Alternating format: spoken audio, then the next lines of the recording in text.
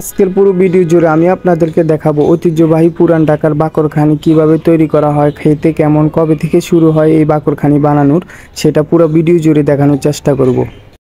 আসসালামু আলাইকুম প্রিয় দর্শক বন্ধুরা, ইটস ইউর বয় মনসুর লোকমান রাকিব। এই মুহূর্তে আমি আছি ঢাকা জোয়ার সাহারা। তো হাঁটতেই একটা মজার খাবার দেখলাম, তো ভাবলাম যে একটা ভিডিও করে নিই আপনাদের জন্য। আর এটার নাম হচ্ছে বাকরখানি। আমি স্ক্রিনে নাম দিয়ে দিব। এটার নাম হচ্ছে বাকরখানি। তো সাথে আছেন এই মামা। মামা প্রতিদিন এগুলা বানায়।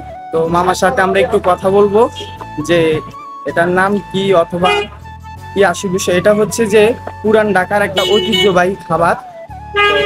চলেন মামার সাথে একটু কথা বলি। আসসালামু আলাইকুম মামা। ওয়ালাইকুম আসসালাম। ভালো আছেন? জি আলহামদুলিল্লাহ ভালো আছি। আপনারা ভালো আছেন? জি আলহামদুলিল্লাহ ভালো। জায়গাটার নাম? জায়গাটার নাম হলো হাওড়া জমজ রোড, হাওড়া জমজ রোডের মাথায়। এই খাবারটা আপনি কতদিন ধরে বানান? এটা তো আপনার 12-13 বছর। 12-13 বছর। জি 12-13 বছর। এই খাবারটা মামা 12-13 বছর ধরে এই ব্যবসা নিয়োজিত আছেন। এই খাবারটার নাম বাকরখানি। বাকরখানি। পুরান ঢাকার সেরা বাকরখানি। এই খাবারটা পুরান ঢাকার একটা সেরা বাকরখানি। তো এখানে বানানো হচ্ছে।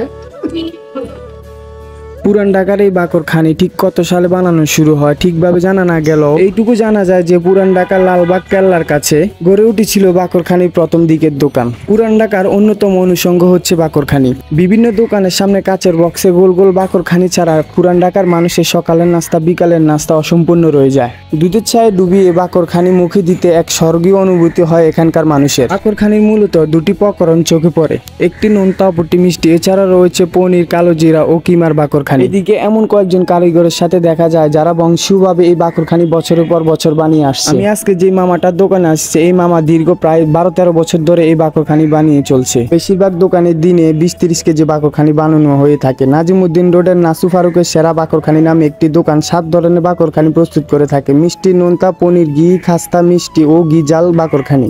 ভাই টেস্ট করবো। এগুলা ফিস কত করে মামা? 10 টাকা প্রতি পিস 10 টাকা করে না? আমাকে একটা দেন তো।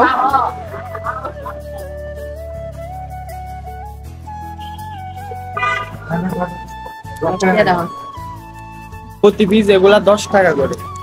তো আপনারা যদি কোথায় এগুলা দেখতে পান একটু ট্রাই করবেন।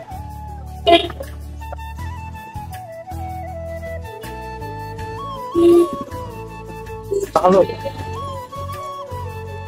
বিস্কুট টাইপের, গরম গরম খাইতেছি। পুরান ঢাকাবাসীদের কাছে চায় ডুবিয়ে খাওয়ার জন্য নোনতা বাকরখানির তুলনা নাই বললেই চলে। এটি মসমসে ধরনের হয়। মিষ্টি বাকরখানির পাশাপাশি মিষ্টি ঘিয়ের বাকরখানিও রয়েছে।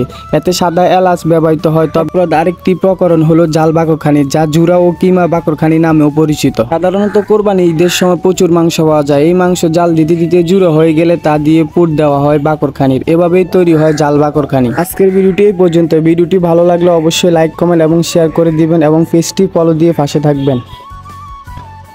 তো আজকের ভিডিওটা এই পর্যন্তই। সবাই ভালো থাকবেন, সুস্থ থাকবেন। দেখা হবে নতুন কোনো ভিডিওতে, নতুন কোনো সময়। টাকাটা ঠিক আছে, ভালো থাকবেন। হ্যাঁ, আসসালামু আলাইকুম।